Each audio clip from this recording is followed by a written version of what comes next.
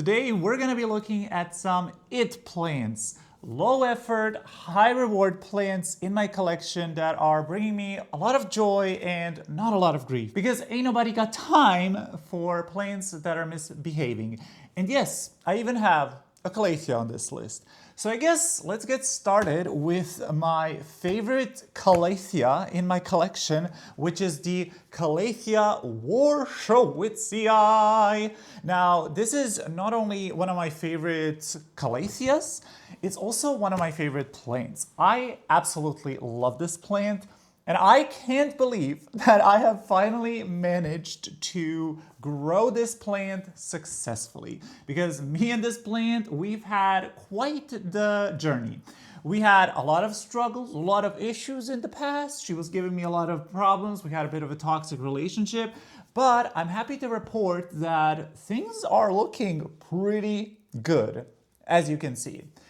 I got this plant, I would say 2 or 3 years ago, and it was about this size when I got it. So I got it as a pretty mature plant, and it was beautiful. It was stunning, it grew well, and then it flowered, and everything went to shit.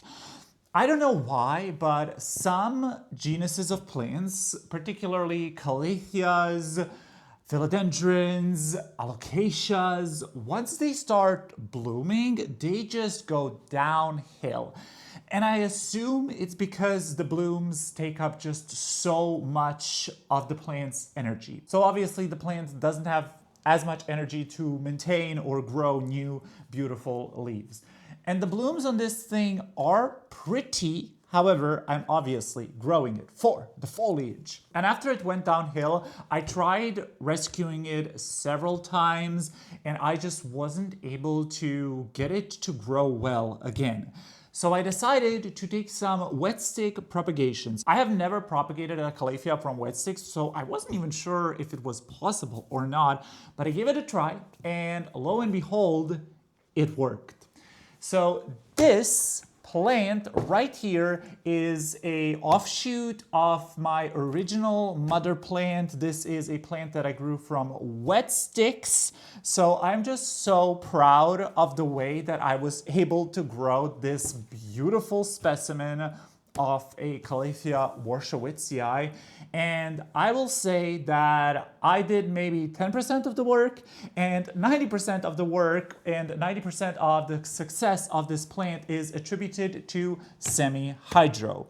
I'm growing this plant in pon, and after growing it in pon for well over a year, I would never go back. Pon is the magic solution for all of my struggle plants, especially plants that are very thirsty like Calatheas, because Calatheas are indeed extremely thirsty. And the reason why I love this plant so much is because the foliage is just so unique. These leaves are so dark, so striking. They have this really, really cool marking on the top side of the leaves. And then the underside is this deep plum purple, and the underside is so freaking soft. Feels like the inside of a dog's ear. That's how soft this plant is. And that's why it's also called, I believe, the jungle velvet Calathea. And it's the reason why I love this plant so much. I love anything fuzzy and soft and tactile. This plant used to live on my Wittershelf for a very long time. However, I recently had to move it to my south-facing window because it was clearly outgrowing the Wittershelf. So right now it's living, I would say, 2 feet away from that south-facing window. It doesn't receive a ton of direct sunlight at the current time of year because I do also have a covered balcony in front of that window. But the plant seems to be doing fine. I feel like there is a bit of a misconception when it comes to Calatheas and their lighting requirements. A lot of people will say that they prefer like lower light. I would take that advice with a grain of salt, because in my experience, these plants actually really love light.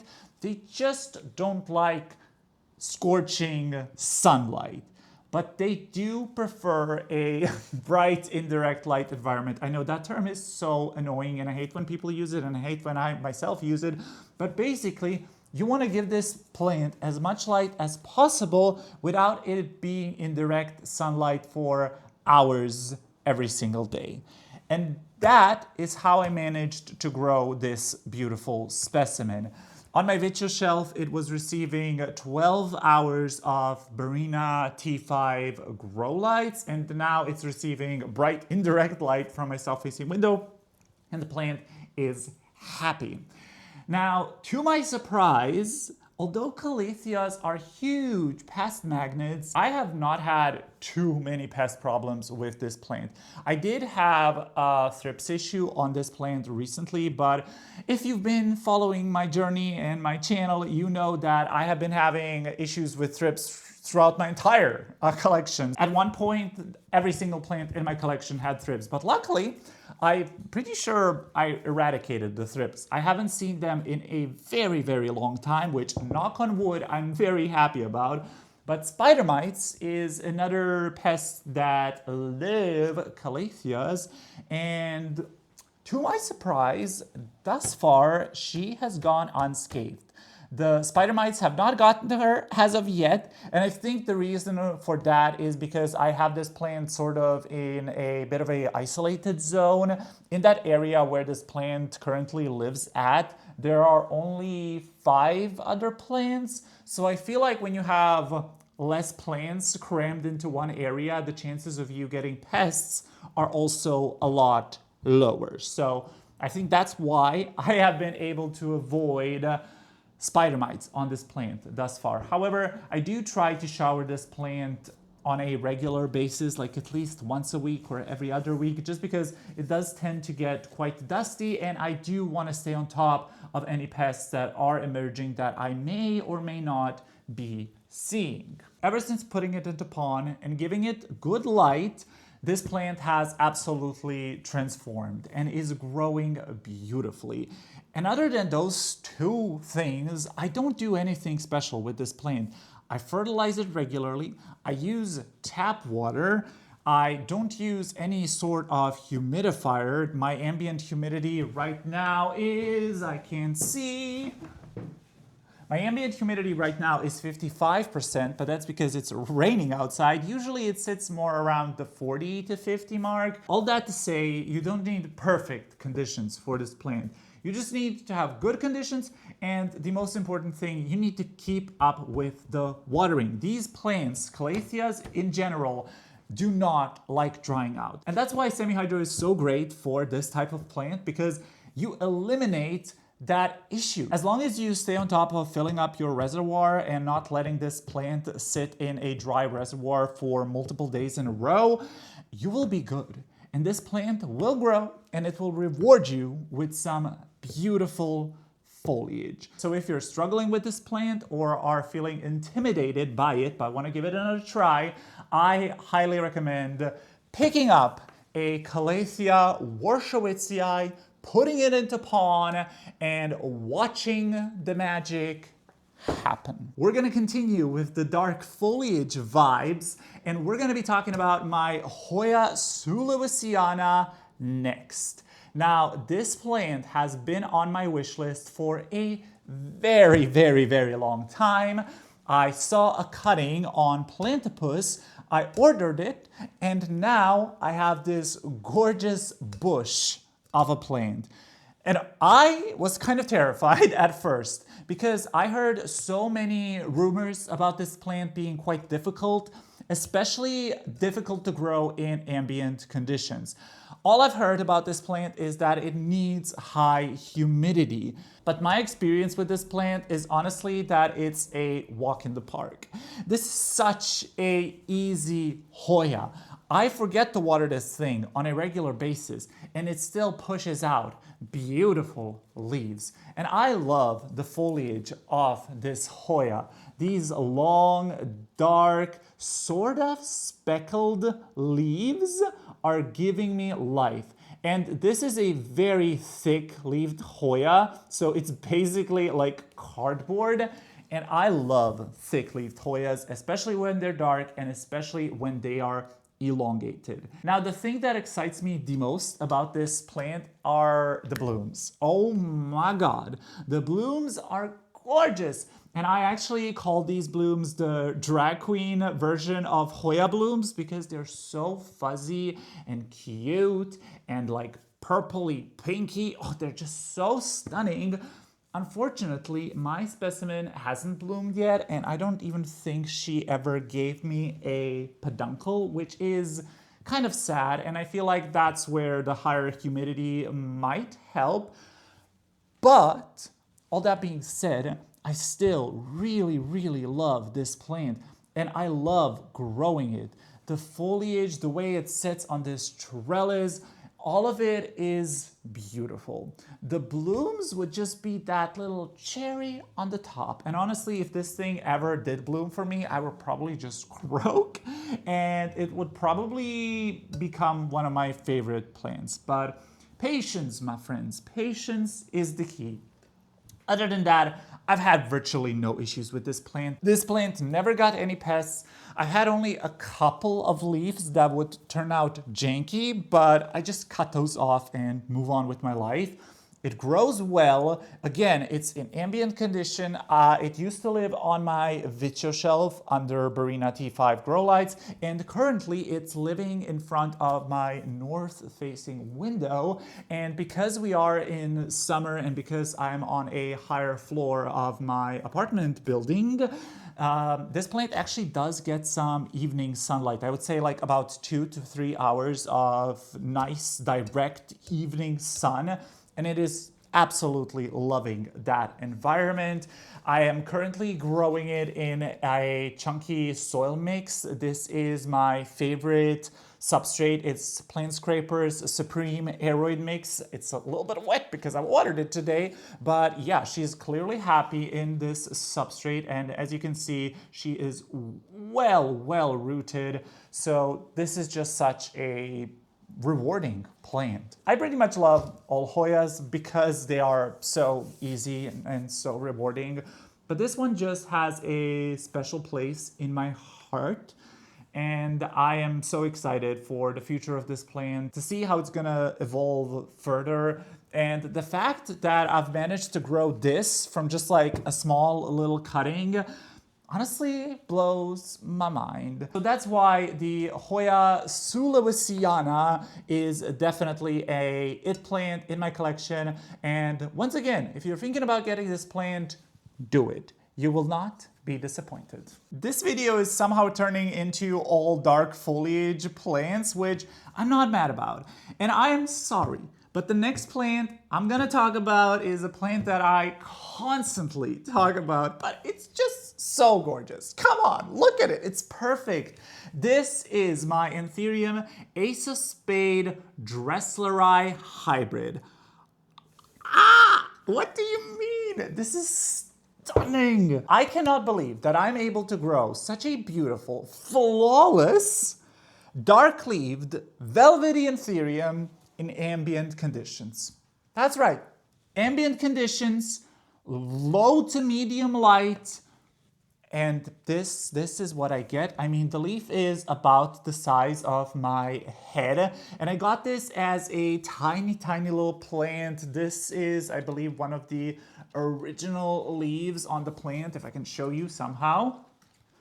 This one over here, this small little guy. So it went from this to this in only a matter of a couple of months, which is insane. And I love this plant. I got this plant on a sale. I just saw it, it looked interesting, and I was like, oh, let me give it a try. I probably won't be able to grow it well because usually dark velvety Anthuriums are a little bit more finicky to grow, especially in ambient conditions, but my God, she has proven me wrong because look at her, 360. Every single leaf is flawless. The color of this plant, the minimal venation, it gets me every single time. I don't know how big this plant can be. It definitely had quite a bit of a size up. So this was the previous leaf. And then this is the latest leaf. So quite a bit of a jump in size, but I did also repot this plant recently. And as a matter of fact, I am able to repot it pretty much again because it's already so rooted in here. And also excuse the water dripping. I just watered it this morning, but yeah, such a beautiful plant. It also does have a little puppy. So this is like the main plant. And then the puppy also has a new leaf, which is looking stunning. So the pup has, I believe, 3 leaves. So this one, and this one. And I thought about perhaps separating it, but I actually really like this kind of like bushy look and how it's like 360. I love that in a plant. So I'm gonna keep it as is for now because clearly the plant is growing well and growing beautifully. Now, when it comes to the care, honestly, this plant is just so easy. I have it in the same Supreme Aeroid Mix by Plant Scraper. I have it under Barina grow lights. I grow it in ambient conditions. The only thing that I'm very mindful when it comes to this plant is consistently keeping it moist. As with all of my plants, and especially anthuriums, I do not let this thing dry out. I always make sure that it is at least a little bit moist. And when I water it, I actually love watering this plant in place and then leaving a small little reservoir, like maybe like just about this small, just tiny little reservoir, just so that the soil fully gets hydrated. And then once it drinks that reservoir, and once the top starts getting a little bit dry, and once I sort of notice the color shift in the soil, because dry soil is a lot lighter than wet soil, that's when I go in and water this plant again. And I heavily fertilize this plant with every single watering. And clearly, whatever I'm doing is working for this plant. Clearly, she's happy, which makes me very, very happy. And this plant has sort of unlocked my love for anthuriums, and I'm kind of obsessed. I'm not gonna lie. I want to get so many more anthurium varieties, but I'm trying to be a good noodle over here. I'm waiting for the prices to drop for some of these anthuriums to get a little bit more accessible, but I do have quite a bit of a anthurium wish list. And hopefully I'll be able to add a couple more beautiful, gorgeous anthuriums in my collection. And if they are as easy and as rewarding as this plant, I will be over the moon. So if you are struggling with anthuriums, or if you're looking for a beautiful but easy care dark velvet anthuriums, I definitely suggest you give the Anthurium Ace of Spades Dressleri Hybrid a go. Whenever I film this type of video, I always have a lot of different plants to choose from because truly, I love all of my plants and a lot of them could make it onto this list, but I try to always give you a bit of variety when it comes to these videos and showcase plants that I'm perhaps not showcasing as often. And by doing so, I actually noticed that I could be appreciating some of my plants a little bit more. Plants like my rabbit's foot fern, because this truly is a it plant. I forget about this plant all the time. Although it's a fern, and although ferns absolutely hate drying out, I constantly forget to water this thing. Like, this thing is constantly bone dry. The fact that it's extremely root bound and that it's in a small little pot and definitely needs a repot doesn't help. But yes, this is such a cool plant. And what I love the most about this plant is just the texture. It is so bushy, it's so soft, it's so delicate.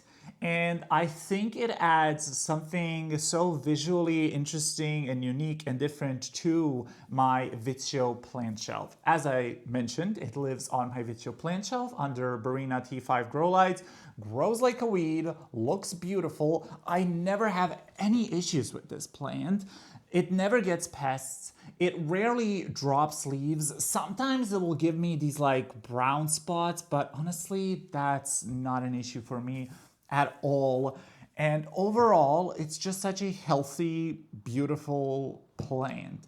And how can I not love a plant that is so easy, requires so little of me, but is giving me so much? This is literally the definition of easy care, high reward. And on top of it, it is such a common plant. It's such a widely available plant.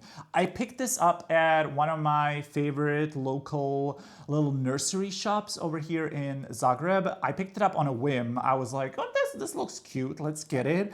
And I have been loving it ever since. I had no issues with it. It's still in the original soil and pot that I got it in, which is a rarity for me. I think this is the only plant in my entire collection that's still in the original substrate that I got it in, because I usually hate those substrates that your plants come in. So I'm the type of person that will repot a plant the moment that I bring it home, but for some reason I am a little bit scared of repotting this plant, which is why I haven't repotted it, and which is why it's still in a small planter, although it definitely should get repotted. But I don't know, I'm just like scared that I'm gonna mess something up, or that I don't know, like, what do you do with these rhizomes? That's my question. Like, do you bury them in the substrate? Do you just leave them?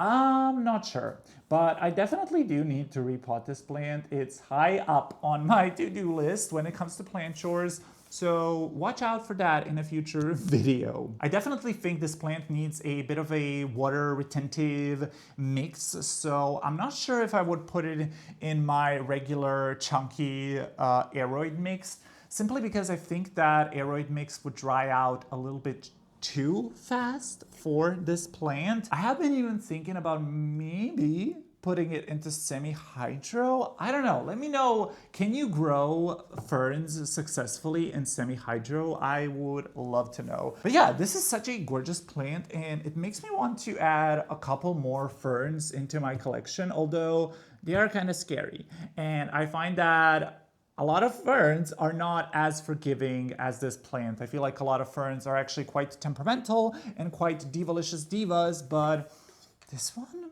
honestly, a walk in the park. So if you've been struggling with ferns in the past and want to give another one a try, I highly recommend the rabbit's foot fern.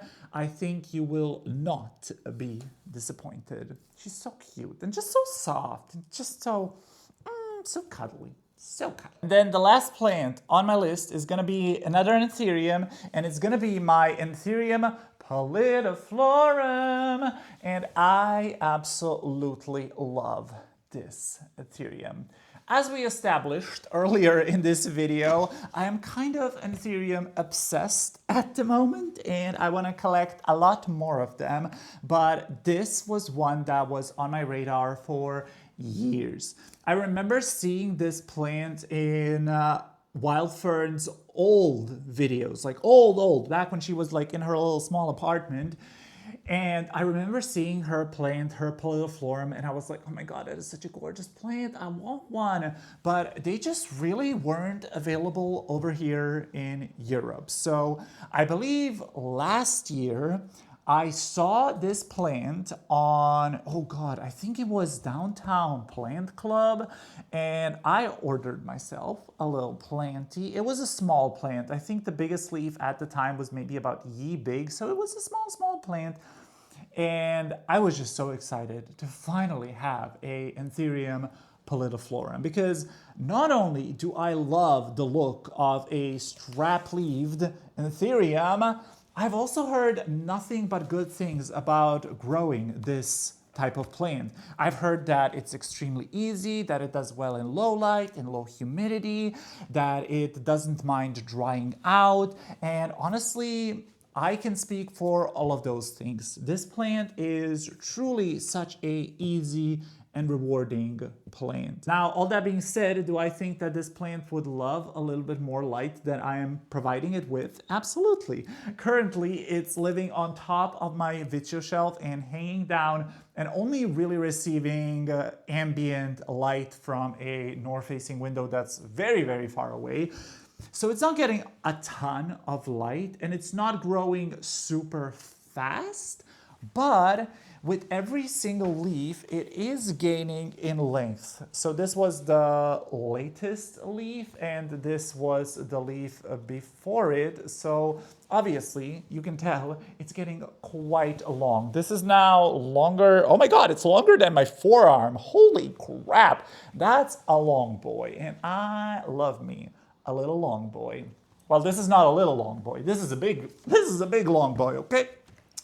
And yeah, not only do I love the length of this plant, I also just love the texture. It's velvety, it has this really cool sheen to it, and it has a lovely little silver stripe in the middle. Such a striking plant and a beautiful addition to, I would say, anybody's plant collection.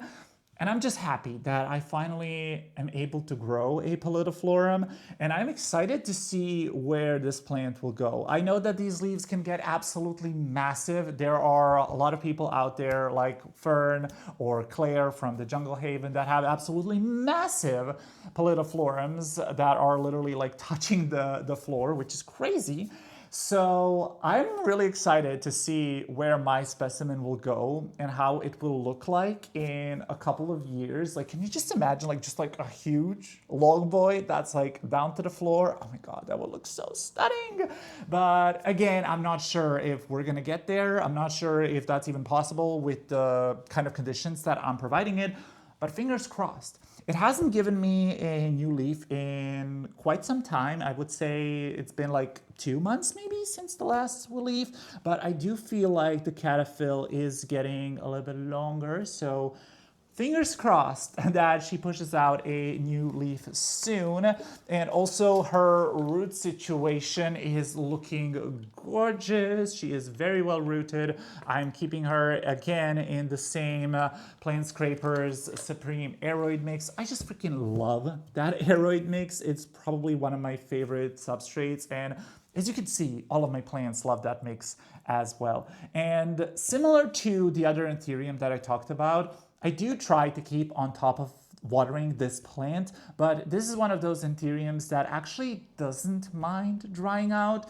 And I've definitely had situations where this thing was bone dry and it didn't give me any issues. And another reason why I love this Anthurium is because a lot of Anthuriums tend to get mechanical damage while unfurling, but this one really doesn't do that. I think the last leaf has like maybe just like, yeah, it has like a little bit of damage over here. You can see like a little hole, but honestly, that's nothing. Compared to some of my other Anthuriums that are looking rough, this one is absolutely picturesque. And I cannot imagine my collection without my Anthurium pallidiflorum, which is definitely why this plant is on my list of ITGIRLs. So those are all the plants that I wanted to showcase today and show that you can have beautiful plants that are also easy care. Let me know what are some it plants in your collection and whether you are growing any of the plants that I've mentioned in this video. Thank you so much for watching this video. I hope you enjoyed it and I will see you in the next one. Goodbye!